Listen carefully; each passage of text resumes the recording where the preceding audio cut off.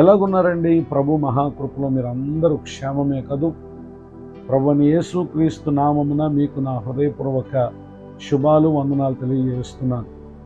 నేటి దిన వాక్య ధ్యానం కొరకు ప్రొవర్బ్స్ చాప్టర్ 14 వర్స్ 31, సామెతల గ్రంథం 14:31 దరిద్రుని బాధించువాడు వారి సృష్టికర్తను నిందించువాడు.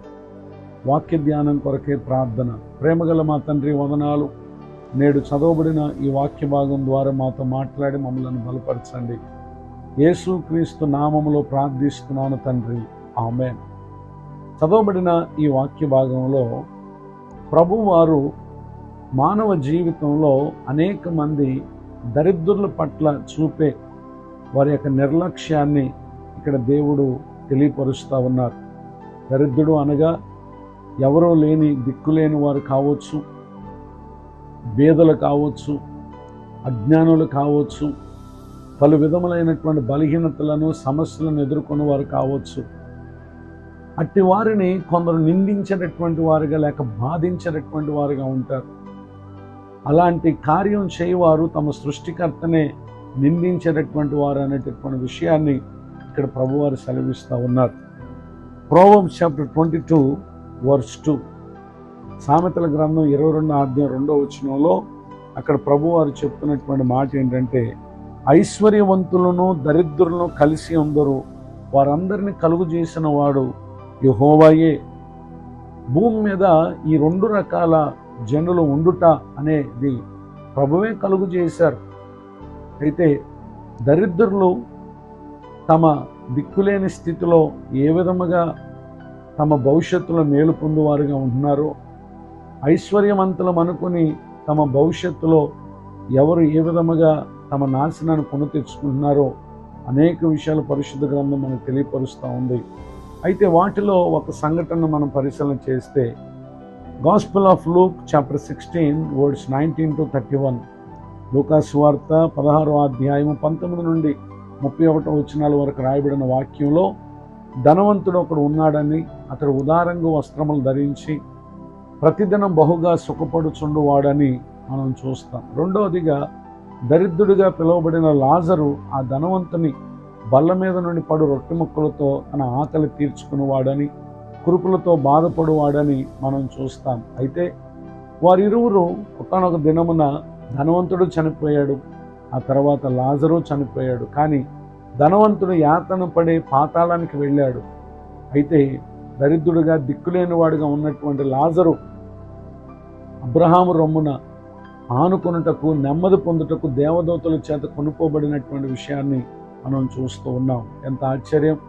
భూమి మీద ఇతడు ధనవంతుడే కానీ ఈ లోకాన్ని విడిచిన తర్వాత తన స్థితి నిత్య దారిద్ర్యతను అనగా నిత్య నాశనాన్ని పొందేటటువంటి స్థలానికి వెళ్ళాడు. కానీ భూమి మీద బ్రతికినంత కాలంలో లాజరు ఎంతో బాధపడ్డాడు, కానీ ఏమాత్రం బాధ లేని నెమ్మది గల చోటికి వెళ్ళాడు. కనుకనే ఏ స్థితిలో మనం ఉన్నప్పటికీ ఆ స్థితిలో మనకంటే తక్కువ స్థితిలో ఉన్నటువంటి వారిని ఎంతమాత్రం కూడా మనం బాధించేటటువంటి వారుగా ఉండకూడదు. పరిశుద్ధ గ్రంథంలో తెలియపరచబడినటువంటి మరొక విషయాన్ని మనం పరిశీలన చేస్తే, episode of James chapter 2 words 6, యాకోబు రాసినటువంటి పత్రిక 2:6, అయితే మీరు దరిద్రులను అవమానపరచుదురు అని ఇక్కడ ప్రభువారు మాట్లాడుతున్నారు. నిజమే, చాలామంది బాధించేవారుగా, కొందరైతే అవమానపరిచేటటువంటి వారుగా ఉంటారు. వీరిని గురించి జేమ్స్ చాప్టర్ 3 వర్డ్స్ 9, యాకోబు రాసినటువంటి పత్రిక 3:9, దీనితో తండ్రి అయిన ప్రభువును స్తుతింతుము, దీనితోనే దేవుని పోలికగా పుట్టిన మనుషులను శపింతము అని చెప్పి ఒక నరుడు తన నాలుకని ఏ విధంగా వినియోగిస్తాడో ఇక్కడ తెలియజేస్తూ ఉన్నారు. ఈ మాటలు వింటున్నటువంటి నా ప్రియ సహోదరి సహోదరులు, మనము మన నాలుకతో దరిద్రులను నిందిస్తే, వారిని బాధిస్తే, నిశ్చయముగా మనము దేవుని పోలికగా పుట్టినటువంటి మనుషులను శపించటం, అది ప్రభు దృష్టికి సృష్టించినటువంటి సృష్టికర్తను నిందించుటయే. గనుక నిశ్చయముగా దేవుడు మనల్ని హెచ్చించి దీవించినటువంటి స్థితిలో ఎవరెవరైతే దరిద్రతను అనుభవిస్తున్నారో, దిక్కులేని స్థితిని అనుభవిస్తున్నారో వారికి మనం సహకారులుగా ఉంటాం. అది మన జీవితానికి ఎంత ఆశీర్వాదం అంటే, Proverbs chapter 14 verse 31, సామెతల గ్రంథం 14:31 రెండో వాక్యంలో, బీదలను కనికరించువాడు ఆయనను గణపరచువాడు అనేటటువంటి మాటను ఇక్కడ మనం చూస్తూ ఉన్నాం.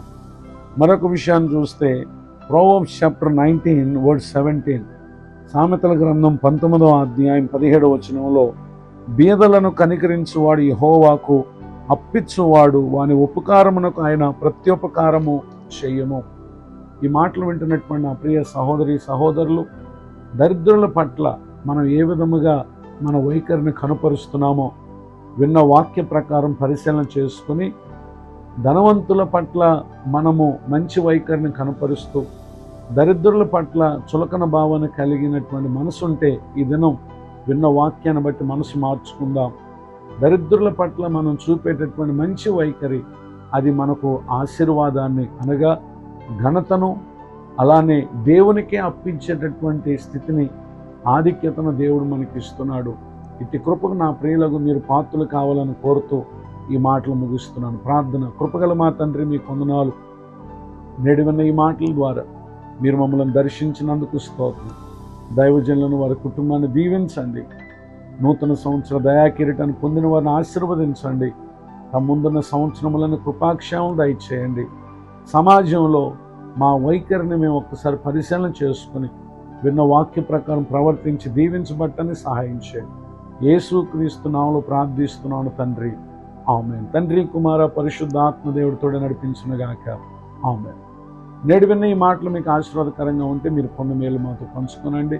మీ ప్రార్థన అవసరం తెలియపరచడం నా cell number 9959141897. God bless you. Have a blessed day. ఇట్లా మీ సహోదరుడు పాస్టర్ విలియం బూత్.